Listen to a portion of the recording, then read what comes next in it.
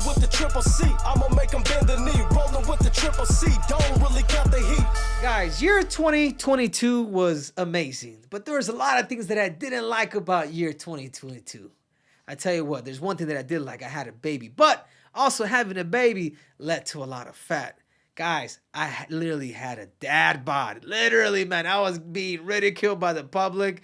I got to the point where I lost a bet, and the guy bet me. He's like, hey, I tell you what, Henry, if I beat you, that means you have to use a Speedo while eating Cheetos. I mean, absolutely disgusting.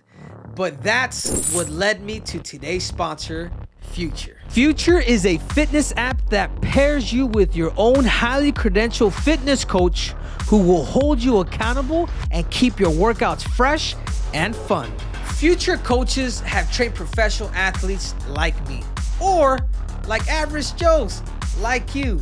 No matter the level, the coaches will adjust to you. Go to tryfuture.co/Henry Cejudo to get your first month free. That's right, I said free. So year 2023 is the year for us to crush our fitness goals. Enough complaining. Let's go Future. So year 2022, let's look at that recap right away. Who is it that comes to mind in year 2022? The person that comes to mind, his name is Alex Pereira. Why? Because he was a new champion who took out Israel Adesanya, who pretty much was taking everybody out at the 185-pound weight division, which is middleweight.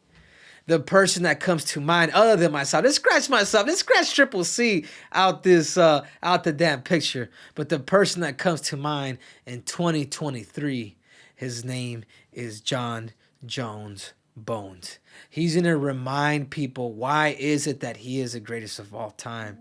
There's one thing missing in his whole credentials, so people just won't, so there won't be any more questions about who is the GOAT.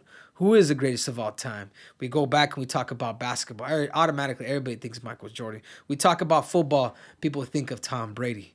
We talk about the sport of mixed martial arts. There's still somewhat of question marks, and I think it's ironic that a lot of people will actually dismiss Jon Jones.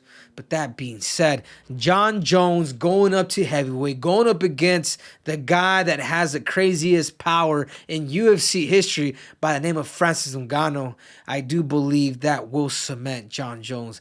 It's going to put a stamp on top of the stamp that he is the greatest of all time. I personally, when I think of that matchup, especially Francis coming out of an injury and Jon being hungry, being out for, 3.5 years, I think the ball is really pretty much on Jon's court. It really is. In my eyes, and it's not even a biased opinion, but just for the simple fact that Jon Jones has been injury-free. Jon Jones has been training. Jon Jones has had the ability of rekindling, resparking that fire once again. So when I think of 2020 through the return on who is it that's going to be the fighter of the year, I think of a guy like Jon Jones. Yeah, and obviously you guys trained with each other for a little bit in 2022. What did you learn obviously you taught him a little bit, but what did you learn about Jon Jones through that experience, seeing him firsthand for the first time? Jon Jones is a sponge. Jon Jones is a sponge and he's a worker. And he's extremely, extremely humble when it comes to me teaching him. Like really, like he'll ask questions, be like there's a humbleness side to Jon as you coach him that every coach would want. There's a certain way of him retaining everything that I've been able to teach him, and then him adding a twist to what I've taught him. But that's what makes Jon special.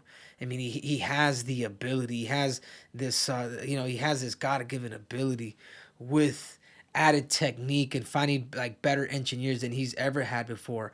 It took a lot for Jon to come out to Arizona and find me and train with me and train with some of the coaches at Fight Ready.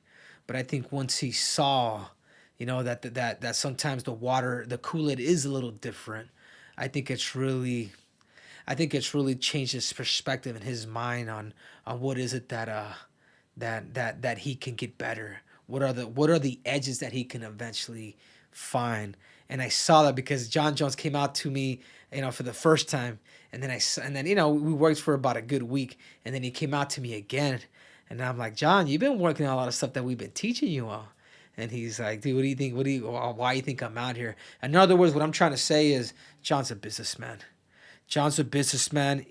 There's a reason why he's really undefeated in the sport of mixed martial arts, just for the simple fact that he sees the big picture. Jon Jones is a better competitor than he is a fighter. Like, he really understands the game. And we saw him on all those close matches, whether it was with Dominic Reyes, whether it was with Gustafsson. You can call him close. I can call it close. But he still won.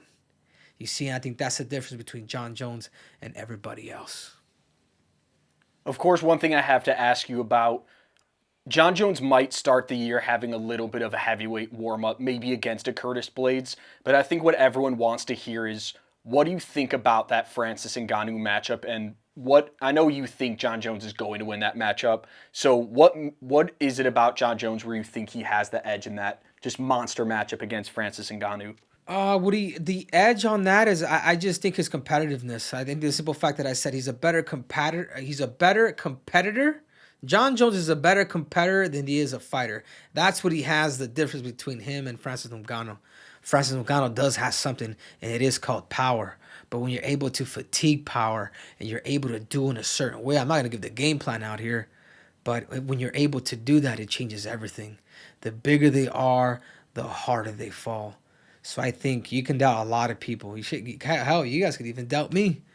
But there's one guy that you might want to question yourself before you doubt him. And his name is Jon Jones. Do you think if he asks you to train with him again, obviously your own fight is your priority, but do you think you'd be willing to train with him again to help him prepare for his heavyweight debut? Yeah, of course. If I don't have a fight, if Aljamain wants to continue to if he still wants to pursue his rap career, whatever the hell he's trying to do, if I have time, dude, I would love to be part of Jon Jones's camp, his legacy. He's asked me before. He called me right before he thought he was gonna fight Stipe, but the roles do change. Just for the simple fact that I'm making a comeback too, and. And obviously I think it's special when you do have the people that are with you. You do have your coaches and they're committed. But if Jon Jones wants me in his corner, and if I don't have a fight, I'd be more than happy to help him out. I would be more than happy to be there to assist him. And I think Jon knows the brain power that I would bring to his camp. Yeah, and last question, let's give a final prediction on his 2023. How many times do you think he fights in 2023? And when we look at this a year from now, is Jon Jones going to be the UFC heavyweight champion? Oh, 100%. I can see Jon Jones fighting maybe a couple times to maybe even a few times, depending on how is it that he does with the competition, or how is it that he dismantles everybody. But Jon's the type of guy that he wants to compete. Jon's the type of guy that he gets high off the crowd. Like, he loves that atmosphere. He loves that. He may hate the pressure at the time, but he loves the pressure too. It's a love-hate type of thing. Because without fans, I don't think Jon Jones would have fun with it. But with fans and in front of 25,000 people, I think that's what motivates Jon as well. He's a different cat. He's a special cat, and I think that's the difference between Jon Jones and pretty much everybody else. So thank you guys again for watching. It means a lot to me. So you guys remember, there's more breakdowns, there's more technique, there's more tactics, and there's definitely more cringe. So make sure to subscribe and click on that button. I'm out!